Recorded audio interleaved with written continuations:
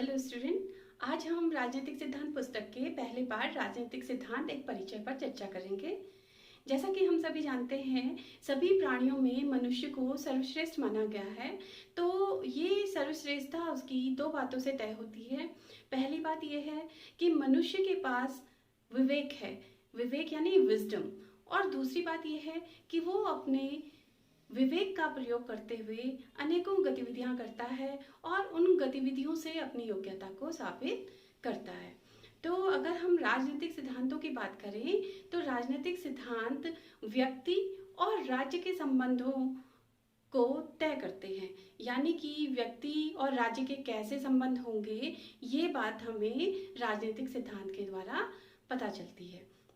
क्योंकि राजनीतिक सिद्धांत ही हमें बताता है कि व्यक्ति को कितनी स्वतंत्रता मिलनी चाहिए और राज्य को कितनी शक्ति मिलनी चाहिए। तो ऐसा नहीं है कि एक ही राजनीतिक सिद्धांत हो, उसी के आधार पर पूरी दुनिया में सारे देशों का संविधान बना हो।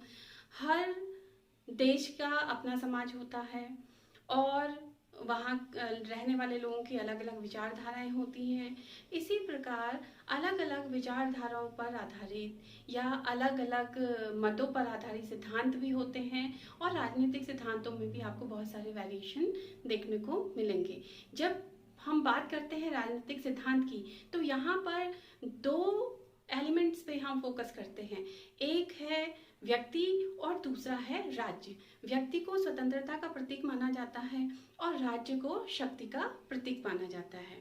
तो ये दो बातें बहुत अहम हैं जिन्हें हमें जान लेना चाहिए राजनीतिक सिद्धांतों को समझने के लिए, क्योंकि राजनीतिक सिद्धांतों से हमें पता चलता है कि व्यक्ति और राज्य के बीच में किस प्रकार के संबंध हैं। तो इस तरह से आप ये मान सकते हैं कि राजनीतिक सिद्धांत व्यक्ति और राज्य के बीच में संबंधों को तय करते हैं।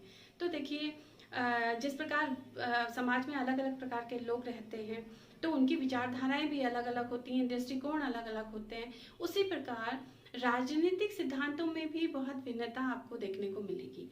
राजनीतिक सिद्धांतों में अगर हम बात करें कि कुछ लोग जो हैं या कुछ समाज के कुछ विचारक हैं जो ये मानते हैं कि व्यक्ति को पूर्ण स्वतंत्रता मिलनी चाहिए और राज्य को शक्ति नहीं दी जानी चाहिए, तो ये अराजकतावादी सिद्धांत है। और ये एक्सट्रीम लेवल है जिसमें कि व्यक्ति पर ही फोकस किया गया है, व्यक्ति को ही सब कुछ माना गया है और राज्य की अस्तित्व को नकारा गया है। और दूसरी तरफ हम इसके अपोजिट जाएं तो वहाँ पर जो अधिनायकवाद है वो भी एक्सट्रीम लेवल है और वो भी यही मानता है कि राज्य के पास असीमित शक्ति होनी चाहिए और राज्य जो है वो व्यक्ति को किसी भी प्रकार की स्वतंत्रता प्रदान ना करे। तो ये दोनों ही अपोजिट हैं और एक्सट्रीम हैं। एक सिद्धांत वो राज्य को बहुत शक्तियाँ प्रदान करना चाहता है और पूरी शक्तियां प्रदान करना चाहता है, और दूसरी तरफ एक व्यक्ति के संबंध में अराजकतावाद है जो कहता है कि व्यक्ति को तो पूर्ण स्वतंत्रता मिलनी चाहिए लेकिन राज्य को कोई अधिकार या शक्तियां नहीं मिलनी चाहिए। तो इसमें आप देखेंगे कि अगर हम एक लाइन ड्रॉ करें व्यक्ति और राज्य के बीच में तो आपको इन दोनों सिद्धांतों के बीच में, यानी कि जो ये अराजकतावादी सिद्धांत है इसके और यहाँ पर जो अधिनायकवादी सिद्धांत है इनके बीच में बहुत सारे सिद्धांत देखने को मिलेंगे। और ये सभी सिद्धांतों में व्यक्ति की स्वतंत्रता और राज्य की शक्ति को लेकर कम या अधिक मात्रा में बात की गई है। यानी जब हम अराजकतावादी सिद्धांत से अधिनायकवादी सिद्धांत की ओर बढ़ते हैं तो राज्य की शक्ति बढ़ती है और व्यक्ति की स्वतंत्रता कम होती है। जैसे कि अराजकतावाद में मैंने आपको बताया कि अराजकतावादी सिद्धांत ये मानता है कि व्यक्ति को पूर्ण स्वतंत्रता मिलनी चाहिए और राज्य के पास कोई शक्ति ना हो। लेकिन अगर हम अराजकतावादी से आगे बढ़ें तो एक और बात दिखाई देता है, एक और सिद्धांत देखने को मिलता है जिसे हम कहते हैं व्यक्तिवादी सिद्धांत। व्यक्तिवादी सिद्धांत के केंद्र में व्यक्ति है और वो राज्य को कुछ शक्तियां देना चाहता है लेकिन ज्यादा स्वतंत्रता वो व्यक्ति को प्रदान करना चाहता है, यानी कि राज्य जो भी कार्य करे उसके केंद्र बिंदु में ही व्यक्ति होना चाहिए, यानी कि व्यक्ति को ध्यान में रखकर ही राज्य कार्य करे। यहाँ पर थोड़ा सा भिन्नता आपको अराजकतावाद और व्यक्तिवाद में देखने को मिलेगा कि अराजकतावाद राज्य के अस्तित्व को नकारता है और जो व्यक्तिवाद है वो थोड़ा मात्रा में राज्य को शक्ति देना चाहता है। यही इसके बाद हम और थोड़ा आगे बढ़ें तो देखेंगे उदारवाद है। उदारवाद थोड़ा सा और लिबरल हो जाता है इन कंपैरिजन टू इंडिविजुअलिज्म, यानी कि व्यक्तिवाद के कंपैरिजन में थोड़ा सा ज़्यादा जो है वो लिबरल है। वो व्यक्ति को स्वतंत्रता देना चाहता है और साथ ही राज्य को भी शक्तियाँ प्रदान करना चाहता है, लेकिन यहाँ पर वो राज्य को थोड़ा शक्तियाँ ज़्यादा प्रदान करना चाहता है इन कंपैरिजन टू व्यक्तिवाद। इससे थोड़ा सा हम आगे बढ़ेंगे तो आगे आप देखेंगे उपयोगितावाद। उपयोगितावाद में राज्य की शक्ति थोड़ी सी और बढ़ जाती है और हालांकि ये भी व्यक्ति केंद्रित ही है, यानी कि व्यक्ति को ही सेंटर में रखा गया है और व्यक्ति की स्वतंत्रता पर फोकस किया गया है। आदर्शवाद मानता है कि व्यक्ति की स्वतंत्रता आवश्यक है लेकिन राज्य भी बहुत आवश्यक है, यानी व्यक्ति अपना विकास राज्य की उपस्थिति में ही कर सकता है। यहाँ पर आदर्शवाद जो है वो राज्य को शक्तियाँ प्रदान करना चाहता है।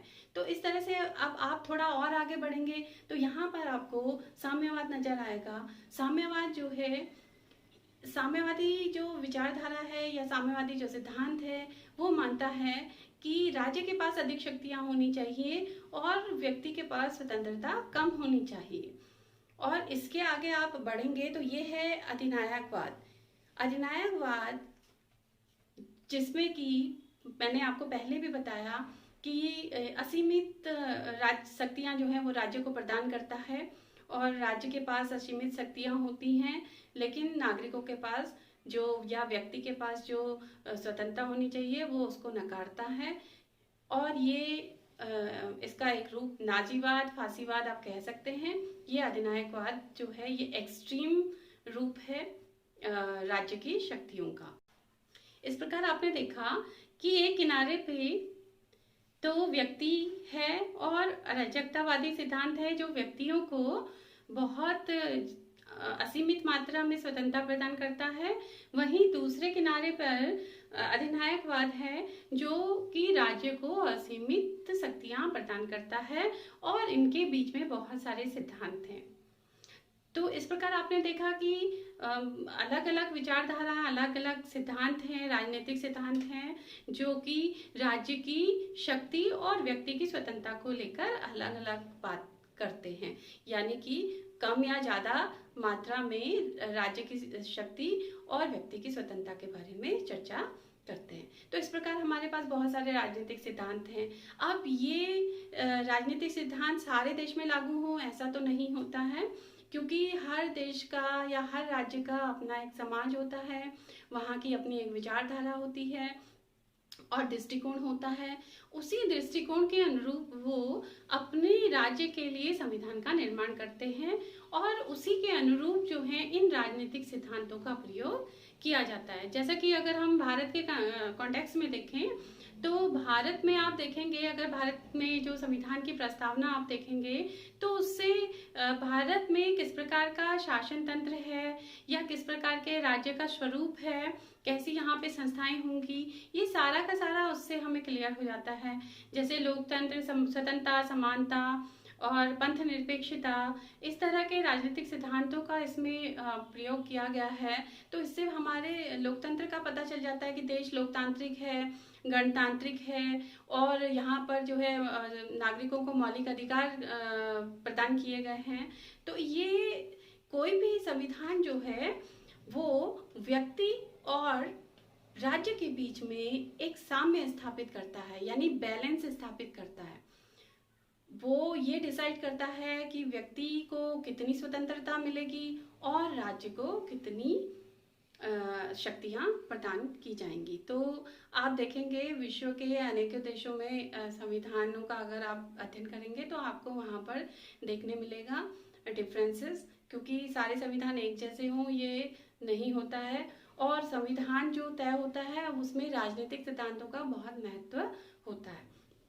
तो इस हिसाब से हमें राजनीतिक सिद्धांतों का अध्ययन अवश्य करना चाहिए और महत्वपूर्ण है, ताकि हम राज्य और व्यक्ति के संबंधों को अच्छे से जान सकें।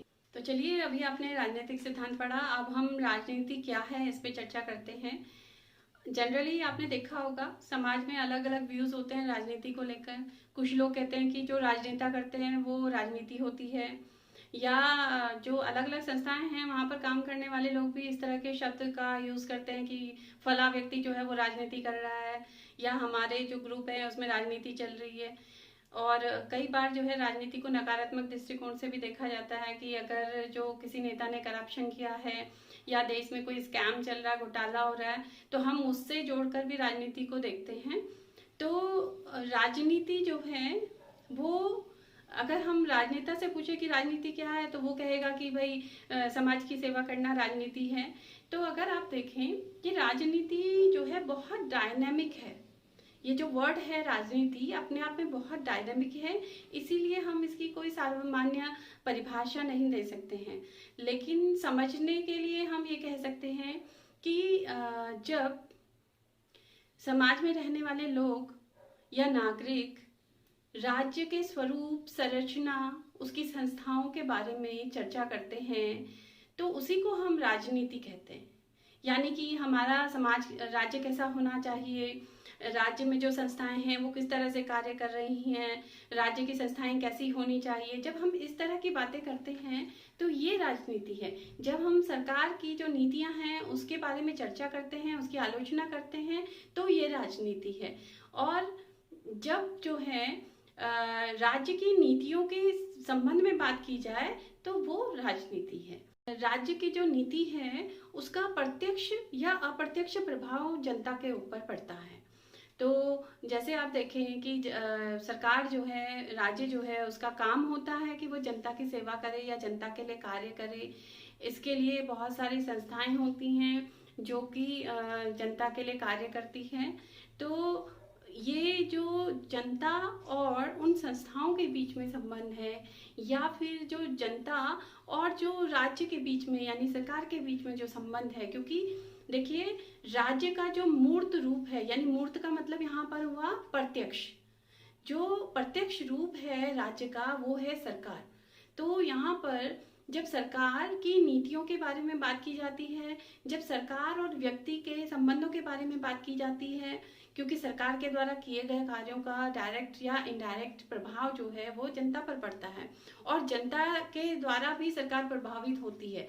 तो इस तरह से आप देखें कि जनता और राज्य के बीच में जो संबंध है वो राजनीति है। यानी जनता जब सरकार के कार्यों में प्रतिभाग करती है, उसमें इंटरेस्ट लेती है और सरकार की नीतियों की आलोचना करती है, या सरकार की नीतियों के बारे में जानकारी प्राप्त करती है, उसके बारे में जानना चाहती है, उसकी संस्थाओं के बारे में विचार रखती है कि किस प्रकार की संस्थाएं होनी चाहिए या राज्य का क्या स्वरूप होना चाहिए। इस तरह की जब विचारधारा पनपती है जनता के बीच में तो यही राजनीति है। उम्मीद है आज का वीडियो आपको पसंद आया होगा। अगर आपको वीडियो पसंद आया है तो प्लीज़ इसे लाइक, सब्सक्राइब और शेयर करें।